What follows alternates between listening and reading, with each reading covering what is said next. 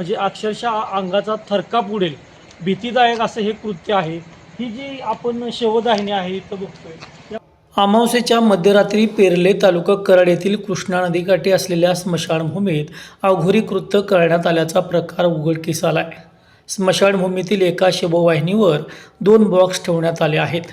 या बॉक्समध्ये मुंडी मुरगळलेल्या 2 काळ्या कोंबड्या, सुया व दाभण टोचलेल्या काळ्या बाहुल्या, लिंबू, नारळ आणि मळलेली कणिक आढळून आली आहे. बुधवारी सकाळी काही ग्रामस्थ स्मशानभूमीकडे गेले असता हा प्रकार त्यांच्या निदर्शनास आला.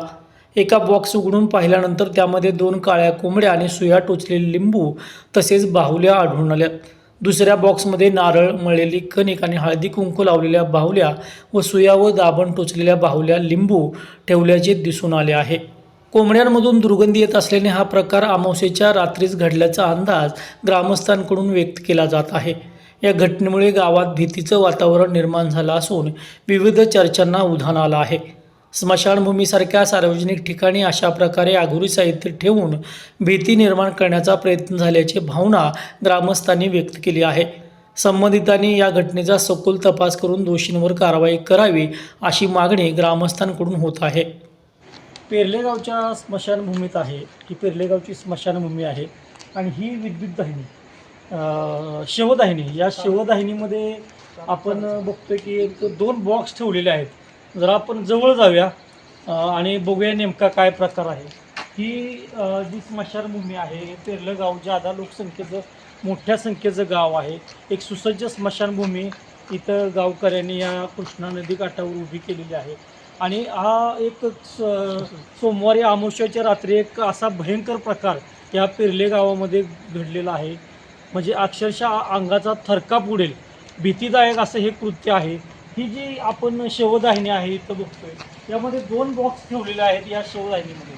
आणि हे जे बॉक्स आहेत आपण इथं बघतोय की हा जो बॉक्स आहे, या बॉक्समध्ये 2 नारळ आहेत, बाहुल्या ठेवलेल्या आहेत. त्या बाहुल्यांना सुया टोचलेल्या आहेत.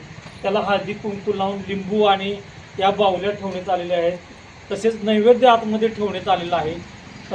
ही जिथं अंत्यसंस्कार केले जातात ही शवदाहिनी, त्या तिथे दुसरं एक बॉक्स ठेवण्यात आलेला आहे.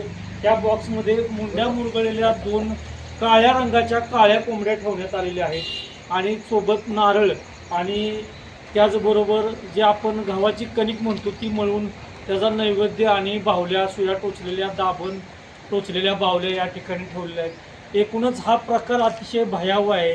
ग्रामस्थांमध्ये हा स्मशानभूमीत जो प्रकार झालेला आहे त्यामुळे एक थोडंसं भीतीचं वातावरण निर्माण झालेलं आहे.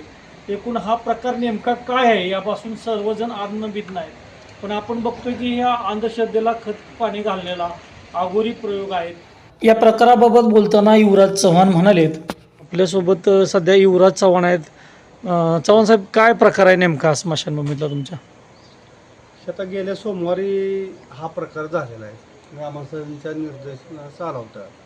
मग आता ह्याच्यामध्ये काय केलं आहे, त्या व्यक्तीनं त्याची अमावस्या असल्यामुळे कदाचित हा प्रकार करण्याचा कुठेतरी त्याचा मानस आहे. कुणाला तरी इजा पोचवणे किंवा कुणाला काहीतरी करणे, असं काय त्याच्या डोक्याला जी कल्पना असेल त्या कल्पनेप्रमाणे त्यानं त्याच्या कुणाकडे जो गेला असेल त्या व्यक्तीनं ही सगळं करायला लावून ते अघोरी कृत्य या ठिकाणी केलं. कारण या प्रकारामध्ये शक्यतो कसं असतं की कोंबड्याची मान मुरगळणे, जीवितहानीचा सुद्धा याच्यामध्ये थोडासा संभवणं म्हणजे असू शकते. किंवा अन्य काय एखाद्या माणसाचं नुकसान किंवा शारीरिक नुकसान किंवा कौटुंबिक नुकसान किंवा संपत्ती नुकसान किंवा स्थानावर मालमत्तेचं नुकसानसुद्धा या अशा प्रकारातनं केलं जाऊ शकतं असा एक प्राथमिक अंदाज. आणि त्या पद्धतीनं त्या ठिकाणी हा प्रकार भर स्मशानभूमीच्या शेडामध्ये जी शवदाहिनी आहे त्या दाहिनीमध्ये हे दोन्ही बॉक्समध्ये वेगवेगळ्या प्रकारे त्यांनी ती क्रिया करून आणून ठेवली. आता त्या व्यक्तीचा त्याच्यामागला काय मानस आहे, हा काय मानस योग्य काय दिसत नाही. त्यांना ज्यांनी कोणी सांगितलं असतं त्या पद्धतीने त्यांनी ते आपल्या पद्धतीने ते केलेलं आहे.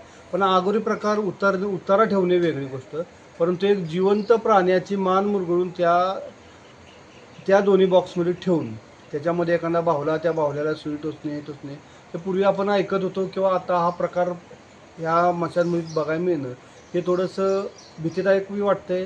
किंवा गावातल्या लोकांना इथल्या बऱ्यापैकी सगळ्यांना ते दहशतीचं वातावरण झालं. याचा कुठंतरी सोक्ष किंवा छडा लागावा अशी ग्रामस्थांच्या तर्फे आमच्या सगळ्या लोकांची विनंती आहे, ज्यांना ज्यांना शक्य असेल त्यांनी याच्यामध्ये ह्या व्यक्तीचा काहीतरी छडा लागतोय का किंवा अन्य काही गोष्टीमध्ये थोडंसं याची माहिती लागते का यासाठी प्रयत्न करावा शासनाने किंवा काय समाजसुधारक व्यक्तींनी करावा अशी विनंती राहील गावातर्फे आमची.